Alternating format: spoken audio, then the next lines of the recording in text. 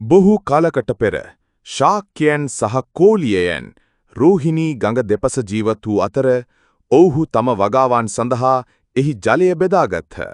දෙපාර්ශවයේම ගොවීන් තම තමන්ගේ කෙත්වතු සඳහා ජලය ඉල්ලමින් දරුණු ලෙස වාද කළහ.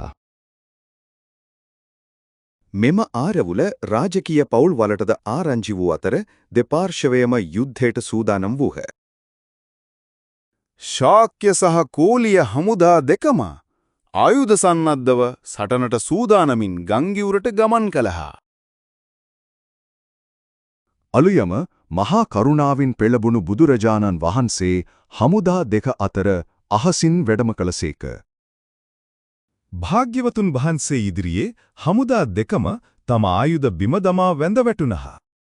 බුදුරජාණන් වහන්සේ සාමය උදා කිරීම සඳහා ජාතක කතා වදාරමින් කලහ කිරීමේ නිෂ්ඵල බව ඔවුන්ට දේශනා කළසේක.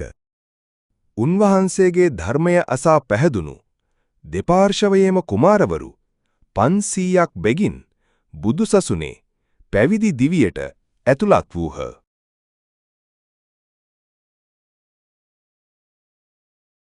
බුදුරජාණන් වහන්සේ භික්ෂූන් වහන්සේලා 500 නමක් සමග කපිලවස්තුව ආසන්නයේ වූ මහා වනයේ වැඩ වාසය කළසේක. ඇතැම් භික්ෂූන් වහන්සේලා සිත්හි නොසතුටින් යුතුව ගිහි ජීවිතයේ සැප සම්පත් අපේක්ෂා කළහා. බුදුරජාණන් වහන්සේ ඔවුන්ගේ සිතිවිලි අවබෝධ කරගෙන ආශ්චර්යවත් ගමනකින් ඔවුන්ව දිරිමත් කිරීමට තීරණය කළසේක.